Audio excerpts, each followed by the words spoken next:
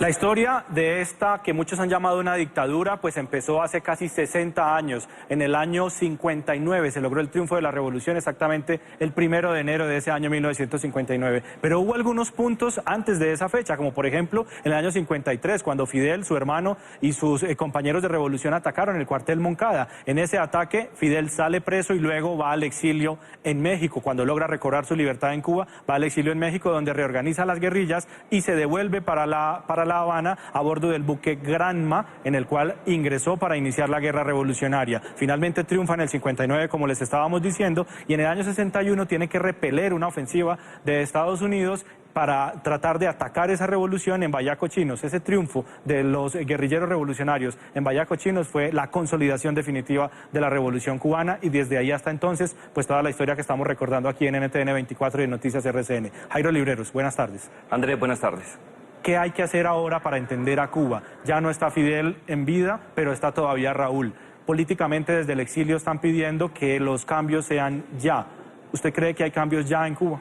Yo creo que pensar en cambios inmediatos es muy difícil. Hay que tener en cuenta que el régimen no solamente ha logrado sostenerse en el poder durante muchas décadas, sino particularmente alcanzó una independencia muy fuerte frente a Estados Unidos, estableció alianzas muy importantes con regímenes como el de Chávez y con Maduro actualmente, pero también tiene cierto nivel de simpatía en otros lados de América Latina y del mundo. Desde ese punto de vista somos testigos desde la salida de Fidel, y muy seguramente Raúl va a hacer muchas otras cosas. Hay que tener en cuenta algo, Andrés, la dictadura en cierta medida funcionó desde el punto de vista institucional. No fue solamente un hombre quien se encargó de garantizar la larga vida de esta dictadura. El paso del poder a Raúl y lo que viene detrás con una formación castrense que ama todavía a Fidel y que cree en su revolución, da para pensar que esta dictadura puede durar casi una década. Pues mire, Jairo, estamos repasando aquí unos puntos de fechas que nos permiten ver que hay 60 años de historia de una dictadura implantada en Cuba. Le hemos preguntado a analistas esta mañana aquí en NTN 24 y en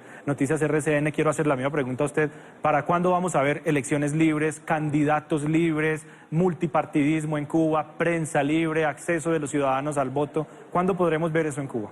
Andrés, yo creo que eso todavía sigue siendo algo muy difícil de manejar. Hay que tener en cuenta que existen 2 o 3 escenarios que se perfilan como los más seguros en los próximos años. Hay personas que consideran que el regreso, o por lo menos los pasos hacia la democracia, se pueden dar, pero ese escenario yo lo creo que en el corto plazo no tiene viabilidad, y le voy a dar un ejemplo. Si usted se da cuenta quiénes podrían ser los mayores votantes actualmente en Cuba, serían los afrodescendientes, y ellos han sido perseguidos por esta dictadura. Existe un temor muy grande en Cuba y en otros lados de América Latina que pueda darse un proceso muy fuerte en donde quien llegue al poder de manera inmediata tenga posiciones revanchistas y frustre esta oportunidad. Y en segundo lugar, hay que tener en cuenta que no hay instituciones políticas liberales. Si tú no tienes esas instituciones, si no tienes personas y talento humano que puedan promover en el corto plazo este tipo de iniciativas, muy seguramente pueden fracasar. Por ello yo creo que lo más seguro es que se dé un régimen de transición, un régimen que permita el fortalecimiento de las instituciones, el cambio de pensamientos, y ahí sí entraría la libertad de prensa, la libertad de expresión, elecciones libres,